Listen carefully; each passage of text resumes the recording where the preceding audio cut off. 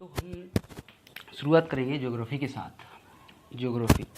Geography एक ऐसा subject है जिसके साथ जीएस के लगभग सारे ही सब्जेक्ट अंतर संबंध है।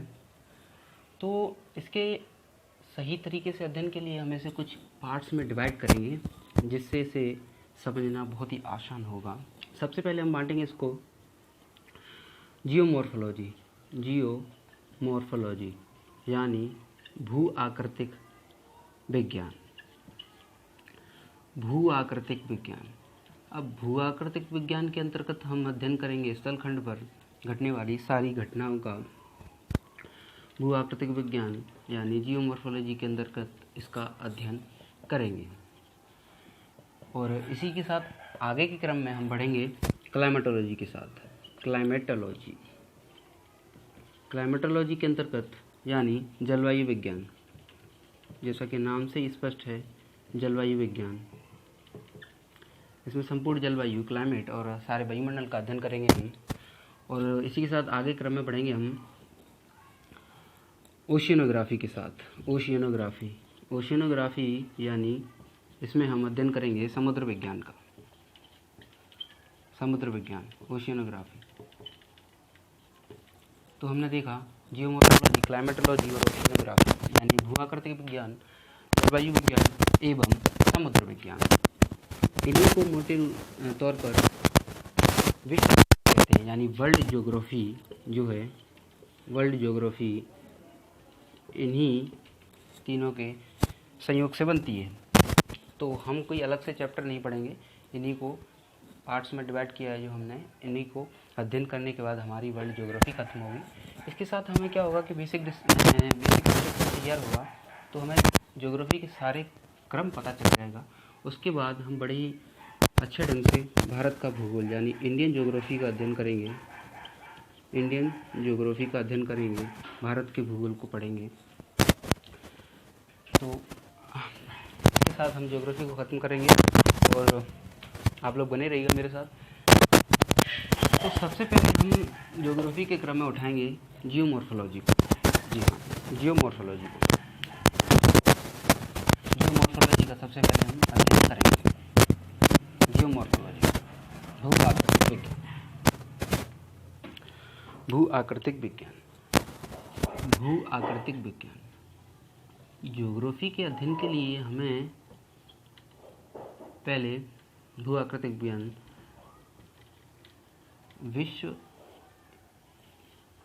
विश्व का मैप हमारे मस्तिष्क में रहना चाहिए। सारे महाद्वीप, महासागर, सारे जो मेन पॉइंट्स हैं, उन सब की लोकेशन हमारे मस्तिष्क में रहनी चाहिए। तो सबसे पहले हम इसके क्रम में अध्ययन करेंगे लैटिट्यूड, लॉन्गिट्यूड, जीएफटी और यानी अक्षांश रेखाएं, देशांतर रेखाएं और अंतर्राष्ट्रीय तिथि रेखा, अंतर्राष्ट्रीय समय रेखा का अध्ययन करेंगे। तो सबसे पहले हम देखेंगे ग्लोब को। जब भी हम पृथ्वी के मानचित्र को देखते हैं ग्लोब पर, तो उस पर दो प्रकार की रेखाएं अंकित रहती हैं, यानी लैटिट्यूड्स एंड लॉन्गिट्यूड, यानी अक्षांश रेखाएं एवं देशांतर रेखाएं।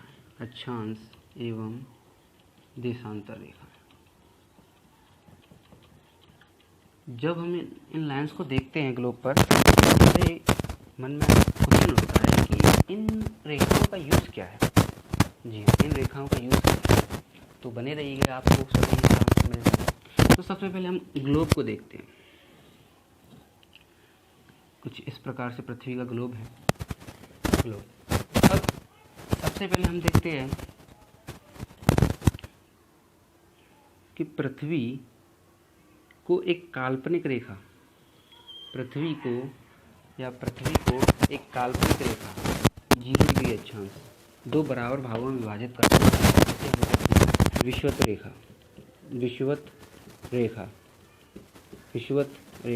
या भूमध्य रेखा कहते हैं इक्वेटर।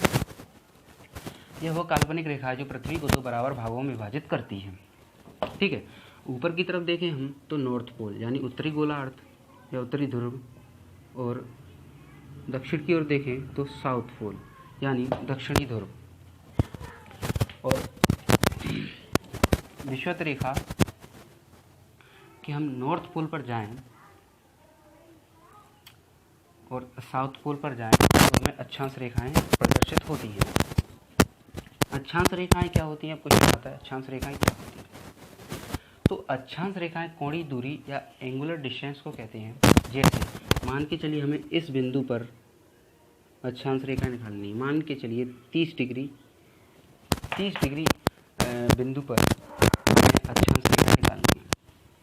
तो हम यहाँ से कोण बनाया 30 डिग्री अक्षांश पर हमें अक्षांश रेखा निकालनी है, ठीक है। तो हम क्या करेंगे, यहाँ एक समांतर रेखा खींचेंगे विषुवत रेखा की ओर और इसको हटाया तो हमको क्या प्राप्त हुई, 30 डिग्री अक्षांश रेखा। 30 डिग्री अक्षांश रेखा हमें प्राप्त हुई। इसी तरह से हम इस बिंदु पर निकालें, मान के चलिए 60 डिग्री पर निकालें, 60 डिग्री पर अक्षांश रेखा निकालें हम, 60 डिग्री पर अक्षांश रेखा निकालें हम, तो विषुवत रेखा के समांतर लाइन खींची हमने तो हमें 60 डिग्री अक्षांश रेखा प्राप्त हुई। अब क्वेश्चन आता है भाई कि अक्षांश रेखाओं की संख्या क्या है या अक्षांश रेखाओं की संख्या कितनी है। तो आप देख रहे हो पृथ्वी गोल है, ठीक है, तो हम अधिकतम लंबवत खींचे इसको रेखा को तो अधिकतम कितना डिग्री का कोण बनेगा, 90 डिग्री। देख पा रहे हैं 90 डिग्री। तो 90 डिग्री पर जैसे हमने जो कोण खींचा तो 90 डिग्री पर अगर हम समानांतर खींचा या नॉर्थ पोल पर हम अपन समांतर रेखा खींचे विषुवत रेखा के तो अधिकतम 90 होगी यानी 90 डिग्री अक्षांश। तो आपने देखा विषुवत रेखा के उत्तरी गोलार्ध में 90 अक्षांश रेखा हुई। इसी प्रकार से इधर भी निकालेंगे कोण, जैसे 30 डिग्री या अधिक जैसे निकालते चलेंगे हम, जैसे उत्तरी गोलार्ध में देखा हमने उसी तरह दक्षिणी गोलार्ध में निकालेंगे। वो अधिकतम कितनी रहेगी यहाँ 90 और 90। तो आप देख पा रहे हो आपका एक क्वेश्चन हल होता है कि अक्षांश रेखाओं की संख्या ग्लोब पर कितनी है। तो 90 प्लस 90 दक्षिणी गोलार्ध, 90 उत्तरी गोलार्ध, तो 180 हो गई 180। और एक हमने इसको सेंटर मान के भूमध्य रेखा या विषुवत रेखा या इक्वेटर को अक्षांश रेखाएं खींची थी जो दो बराबर भागों में विभाजित करती है पृथ्वी को। एक इसको ऐड करेंगे हम तो हमने देखा हमारी अक्षांश रेखाओं की संख्या हुई 181 अक्षांश रेखाएं होती हैं विषुवत रेखा या इक्वेटर को मिलाकर के, ठीक है।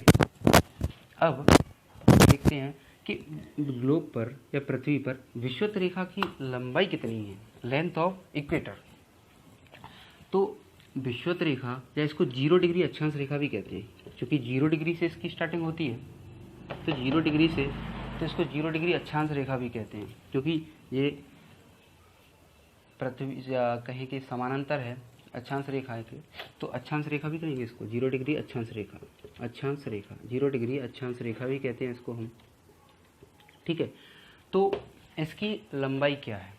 एक क्वेश्चन और आता है कि सबसे लंबी अक्षांश रेखा या सबसे बड़ी अक्षांश रेखा कहाँ रहेगी, यहाँ रहेगी। लंबाई भी इसकी सबसे ज़्यादा कहाँ रहेगी, यहाँ रहेगी। तो लंबाई अक्षांश रेखा या विषुवत रेखा की 0 डिग्री अक्षांश रेखा या विषुवत रेखा या इक्वेटर की लंबाई कितनी है। तो इसकी लंबाई है 40,075 किलोमीटर, 40,075 किलोमीटर विषुवत रेखा की लंबाई, ठीक है। अब अक्षांश रेखाएं हमने पढ़ा कितनी है 181, किसको मिलाकर, विषुवत रेखा को मिलाकर 181।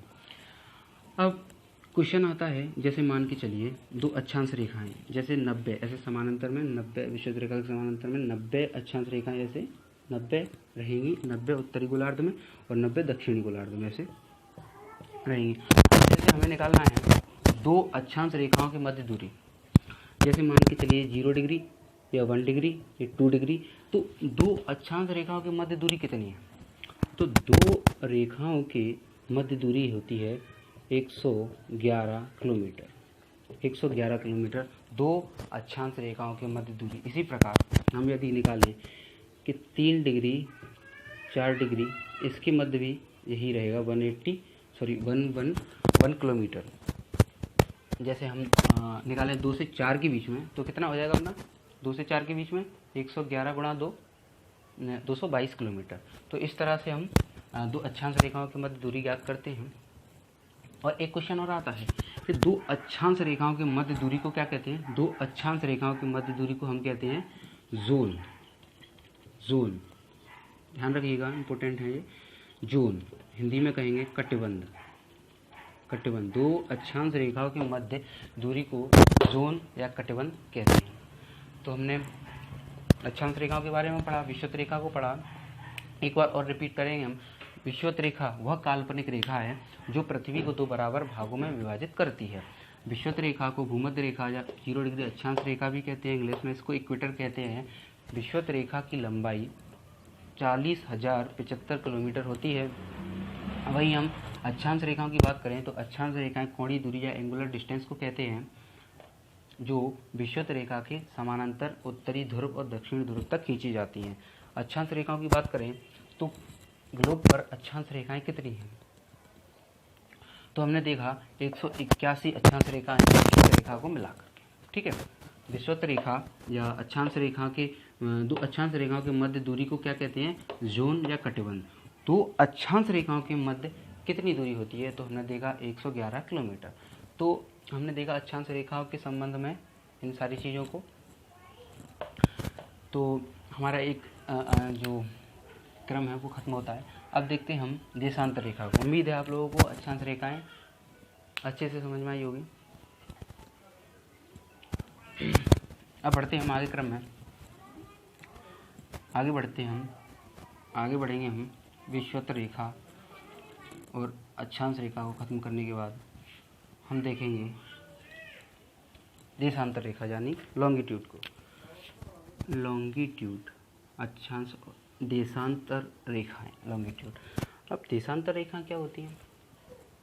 देशांतर रेखाएं जो हमने देखा है नॉर्थ पोल, साउथ पोल, ये ईस्ट, ये वेस्ट, यानी पृथ्वी के दोनों ध्रुवों को मिलाने वाली रेखा को काल्पनिक रेखाएं। पृथ्वी के दोनों ध्रुवों को मिलाने वाली रेखा को हम कहते हैं देशांतर रेखा या लॉन्गिट्यूड लाइन्स। तो इसी तरीके से ये उत्तरी ध्रुव और दक्षिण ध्रुव को मिलाती है देशांतर रेखाएं। अब क्वेश्चन आता है कि देशांतर रेखाएं की संख्या कितनी होती है? देशांतर रेखाओं की संख्या कितनी होती है? क्योंकि आपको पता है पृथ्वी गोल है, एक्चुअल में है 23.5 डिग्री झुकी हुई है, 23.5 डिग्री अपने अक्ष पर झुकी हुई है, इस तरह से आकृति है, लेकिन गोल है। तो आप जानते हो जैसे जीरो किसी भी वृत्त में 360 डिग्री का कोण बनता है। आप कोण की बात करें हम तो ये देखो 90 डिग्री यहाँ, 90 डिग्री यहाँ, ये 180 इधर, 90। तो किसी भी गोल आकृति के चित्र में कितनी डिग्री का कोण बनता है? 360 डिग्री का कोण बनता है, 360 डिग्री। तो पृथ्वी हमारी गोल है, तो कितनी डिग्री के अंतराल में कोण बनेंगे? 360। तो हमारा आंसर होता है, हमारे क्वेश्चन का आंसर बढ़ता है कि देशांतर रेखाओं की संख्या कितनी होती है? 360। पता ही लोग है या 360 देशांतर रेखाएं हमारे ग्लोब पर होती हैं। अब इनमें देखा जाए तो कुछ इम्पोर्टेंट होती हैं, या फिर कहें हम कि सबसे अधिक हमने वहाँ देखा अक्षांश रेखाओं में कि दो अक्षांश रेखाओं के मध्य दूरी कितनी होती है। तो वहाँ तो जो है कोणीय दूरी निकाल रहे थे तो हम, तो वो स्पेसिफिक थी, निश्चित थी, 111 किलोमीटर समानांतर थी, क्योंकि वो वृत्त के रूप में थी। अब पृथ्वी को बात करें हम तो ऐसे फुटबॉल के रूप में, जैसे ऐसे कर करके वहाँ पर वृत्त के रूप में थी अक्षांश रेखा वृत्त के रूप में होती हैं। लेकिन जहाँ ऐसा नहीं है, यहाँ जो है कोण के साथ जो है पृथ्वी जैसे दोनों ध्रुवों को मिलाया गया है, लेकिन अलग अलग कोणों पर मिलाया गया है। तो सबसे कम दूरी कहाँ रहेगी? पूर्वी भाग और पश्चिमी भागों पर रहेगी। और सबसे अधिक दूरी कहाँ रहेगी? मध्य में, यानी विषुवत रेखा के लगभग रहेगी सबसे अधिक दूरी। तो दो देशांतर रेखाओं के मध्य सर्वाधिक दूरी विषुवत रेखा पर होती है या इक्वेटर पर होती है। कितनी होती है? 111.32 किलोमीटर। तो ज़्यादा मुश्किल नहीं है, आसान रहेगा। अक्षांश रेखाओं के दो अक्षांश रेखाओं के मध्य दूरी कितनी रहती है? 111 किलोमीटर। उसी प्रकार हम हल करेंगे कि दो देशांतर रेखाओं के मध्य सर्वाधिक दूरी कहाँ रहती है? इक्वेटर पर। इक्वेटर पर कितनी रहती है? 111.32 किलोमीटर। तो हमने ये भी हल किया। तो हमने देखी अक्षांश रेखा, देशांतर रेखा। अब हमने पढ़ा वहाँ अक्षांश रेखाओं में कि दो अक्षांश रेखाओं की मध्य दूरी को हम कटिबंध या जोन कहते हैं। उसी प्रकार दो देशांतर रेखाओं की मध्य दूरी को हम क्या कहते हैं? गोरे। दो देशांतर रेखाओं की मध्य दूरी को हम गोरे कहते हैं। ठीक है, तो देशांतर रेखाएं पढ़ी हमने। अब देशांतर रेखाओं का उपयोग क्या है, पढ़ते हैं हम देशांतर रेखाओं का यूज़। तो देशांतर रेखा मुख्य रूप से विश्व के समय निर्धारण एवं दिनांक निर्धारण का आधार होती हैं, यही बेस होती है। तो जैसा मैंने पहले ही कहा था, विश्व मानचित्र आपके ब्रेन में रहना चाहिए हमेशा। तो हम देखें 0 डिग्री अक्षांश रेखा यहाँ, देशांतर रेखा, तो यहाँ कहीं लोकेशन है लंदन, ब्रिटेन के लंदन की। ब्रिटेन के लंदन में एक स्थान है ग्रीनविच। ग्रीनविच से ये 0 डिग्री देशांतर रेखा होकर गुजरती है। इसको जो है विश्व के समय निर्धारण का आधार माना गया। इसके लिए 1884 वॉशिंगटन अमेरिका में एक समय निर्धारण के लिए और दिनांक निर्धारण के लिए एक मीटिंग हुई, जिसमें यह तय किया गया कि विश्व के समय निर्धारण के लिए एक आधार होना चाहिए।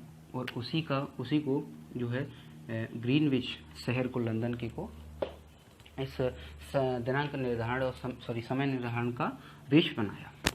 तो लंदन शहर चूँकि उत्तरी गोलार्ध में है, वेस्ट में है, ठीक है, तो इसको हमने समय निर्धारण का आधार बनाया। तो 0 डिग्री देशांतर रेखा पर कितनी है, जैसे मान के चलो 12 बज रहे, ठीक है। तो इसके साथ जैसे हम पूर्व की ओर बढ़ेंगे, समझिए आप, पूर्व की ओर बढ़ेंगे तो समय आगे बढ़ता जाएगा, प्लस होगा, ठीक है। अब प्लस क्यों होगा? क्योंकि पृथ्वी जो है इस तरीके से, पृथ्वी सूर्य के चक्कर लगा रही है, पृथ्वी सूर्य के चक्कर लगा रही है। तो सबसे पहले सूर्य की रोशनी कहाँ पड़ेगी? पूर्व में, क्योंकि पृथ्वी जो है पश्चिम से पूर्व यानी ईस्ट से वेस्ट में घूर्णन करती है, चक्कर लगाती है सूर्य का। तो सबसे पहले सूर्य की रोशनी कहाँ पड़ती है? ईस्ट में, उसके बाद इधर आती है वेस्ट में, ऐसे क्रम में। तो सबसे पहले जो पूर्वी देशांतर रेखा है, सूर्य की रोशनी कहाँ पड़ेगी? पूर्वी देशांतर रेखा पर, उसके बाद पीछे पश्चिम में आती जाएगी। तो सबसे पहले सूर्य की रोशनी कहाँ पड़ेगी? पूर्व में। तो सबसे पहले जो है सूर्योदय कहाँ होगा? लंदन की अपेक्षा पूर्व वाले देशांतर रेखी भागों पर। तो हमने देखा कि अगर आगे बढ़ते जाते हैं पूर्व की ओर तो प्लस होगी समय, और अगर पीछे आते हैं या पश्चिम की ओर आते हैं तो समय माइनस होगा, ठीक है। जैसे हम उदाहरण के साथ समझें, एक उदाहरण लेते हैं, जैसे भारत का उदाहरण लेते हैं। आप लोग मैप को आधार बनाएं अपना। भारत की लोकेशन यहाँ है, यहाँ कर्क रेखा। अभी मैं बताऊंगा कर्क रेखा और मकर रेखा को। और यहाँ देखो भारत की लोकेशन यहाँ कहीं है, उत्तरी गोलार्ध में, कर्क रेखा के यहाँ। तो भारत की स्थिति कितनी देशांतर रेखा पर है? भारत की स्थिति है 82.5 या 82.5 डिग्री देशांतर रेखा पर भारत की स्थिति है। तो यहाँ समय कितना रहेगा? तो प्रत्येक देशांतर रेखा पर जो है कितना समय रहता है? प्रत्येक देशांतर रेखा पर समय रहता है 4 मिनट, यानी एक देशांतर रेखा पर एक देशांतर रेखा पर समय रहता है 4 मिनट। 4 मिनट का समय रहता है एक देशांतर रेखा पर। तो एक घंटे में कितना समय लगता है? तो एक घंटे का निकालें हम, यानी 15 चौक 60 होता है, यानी 60 मिनट का हम निकालें। 60 मिनट में कितनी देशांतर रेखाएं? तो 15 देशांतर रेखाओं पर 60 मिनट रहेंगे। जैसे लंदन, अगर लंदन में 12 बज रहे हैं या लंदन 0 डिग्री देशांतर रेखा पर है, तो मान के चलिए लंदन के बगल में कोई स्थान है, वो क्या नाम है, 1 डिग्री देशांतर रेखा पर आ रहा है, तो कितना समय अंतराल रहेगा उसका? 4 मिनट रहेगा। एक देशांतर पर 4 मिनट का अंतर रहेगा। तो 1 डिग्री देशांतर रेखा पर कितना रहेगा? 4 मिनट। यानी अगर लंदन में 12 बज रहे हैं तो 1 डिग्री देशांतर रेखा पर 12:04 होगी। उसी प्रकार से आगे बढ़ते जाएंगे तो भारत की स्थिति कहाँ आती है? 82.5 डिग्री देशांतर पर आती। तो हमने देखा एक देशांतर में 4 मिनट होती है, तो उसी प्रकार भारत की हम देखें 82.5 में अगर 4 का गुणा करें तो 350 डिग्री। अब इसको हम समय में विभाजित करें तो 60 का भाग दें यदि, तो कितना आएगा? 30 50.5। यानी अगर इसको मिनट में देखें, हम समय को मिनट में निकालें तो हाफ है ये। तो मिनट को चूँकि 60 मिनट, एक मिनट में 60 सेकंड होती है या एक घंटे में 60 मिनट होती हैं, तो हाफ में कितनी होगी? 30 मिनट, यानी 5.5 घंटे आगे। लंदन से 5.5 घंटे आगे, चूँकि पूर्व में, जैसे मैंने बताया, पूर्व में चलेंगे तो प्लस रहता है और पश्चिम में माइनस रहता है, तो यहाँ प्लस आएगा। चूँकि हम अक्सर देखते हैं मोबाइल्स फ़ोन्स में, इनमें GMT लिखा रहता है, GMT + 5:30। इसका मतलब यही है कि भारत की देशांतर रेखा की स्थिति 82.5 डिग्री है, और हमने समय देखा किस प्रकार से समय निर्धारण रहता है।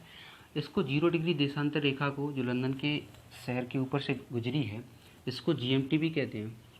GMT यानी ग्रीनविच मीन टाइम। चूँकि ग्रीनविच शहर से होकर गुजरती है, इसलिए हम इसको GMT ग्रीनविच मीन टाइम कहते हैं। इसको एक और नाम कहते हैं अंतर्राष्ट्रीय समय रेखा, यानी IST इंटरनेशनल स्टैंडर्ड टाइम के नाम से भी जानते हैं हम इसको, क्योंकि लंदन के ग्रीनविच शहर से होकर गुजरती है। ठीक है। अब इसी तरीके से भारत, जो 82.5 डिग्री देशांतर रेखा है, वो भारत के किस स्थान से होकर गुजरती है, ये क्वेश्चन रहता है। तो 82.5 डिग्री देशांतर रेखा भारत के इलाहाबाद के निकट नैनी एवं मिर्ज़ापुर नामक शहर से होकर गुजरती है। तो हमने देखे एक देशांतर रेखा में 4 मिनट होती हैं, और इसी प्रकार 15 देशांतर रेखाओं पर 1 घंटा यानी 60 मिनट का समय अंतराल रहता है। इसी प्रकार भारत की स्थिति देखी हमने, GMT IST पढ़ा हमने, और भारत 82.5 डिग्री देशांतर रेखा भारत के किस शहर से होकर गुजरती है? इलाहाबाद के नैनी एवं मिर्ज़ापुर। तो हमने काफ़ी सारे ऑब्जेक्ट्स को देखा। इसके बाद इस वीडियो के बाद मैं कुछ ऑब्जेक्टिव प्रोवाइड कराऊंगा आपको, उसको आपको हल करना है। तो आपको लगेगा कि वास्तव में हमने ये चैप्टर सही से पढ़ा है, और आप कॉन्फिडेंस रहेंगे, तो आप और गौर से चलिएगा मेरे साथ। अब हम देखते हैं कि हमने देखा 0 डिग्री देशांतर रेखा जो समय निर्धारण का आधार है। इसी प्रकार से चूँकि पृथ्वी गोल है, हमने क्या देखा? ईस्ट और वेस्ट, यानी देशांतर रेखाओं की संख्या कितनी है? 360। पूर्व की ओर 180, पश्चिम की ओर 180। ठीक है, 180 और 0 डिग्री देशांतर रेखा। तो आप कंफ्यूज ना होइएगा कि एक इसको मिलाकर 361 हो जाएंगी, नहीं, क्योंकि पृथ्वी गोल है तो 180 डिग्री पर जो दोनों की, ये पृथ्वी गोल है तो ये लाइन 180 भी सेम है। तो कितनी होगी? 360। तो 180वीं जो डिग्री पर लाइन है, इसको क्या कहते हैं हम? अंतर्राष्ट्रीय तिथि रेखा। ठीक है, ये तिथि का आधार करती है। क्यों? क्योंकि ये 0 डिग्री देशांतर रेखा के अपोजिट है। 180 डिग्री देशांतर रेखा 0 डिग्री देशांतर रेखा के अपोजिट है। तो अगर माने यहाँ समय निर्धारण हो रहा है, यहाँ अगर सूर्योदय हो रहा है तो वहाँ क्या होगा, जस्ट अपोजिट 24 आवर्स पहले की घटना होगी, 1 घंटे पीछे जा आगे रहेगा। तो उसी प्रकार देखते हैं हम, ये क्या है 180 डिग्री पर तिथि रेखा, यानी तिथि का आधार होती है ये। तो 180 डिग्री देशांतर रेखा पर तिथि का आधार दिया जाता है। अगर 180वीं डिग्री रेखा पर, देशांतर रेखा पर अगर हम पूर्व की ओर जाते हैं तो एक दिन पीछे चले जाएंगे, क्योंकि पृथ्वी पश्चिम से पूर्व की ओर घूमती है। तो अगर पूर्व की ओर जाते हैं तो एक दिन पीछे चले जाएंगे 180 डिग्री रेखा के। अगर हम पूर्व की ओर जाते हैं तो एक दिन पीछे जाएंगे, एक दिन पीछे। इसी प्रकार हम अगर वेस्ट में जाते हैं तो एक दिन आगे निकल जाएंगे।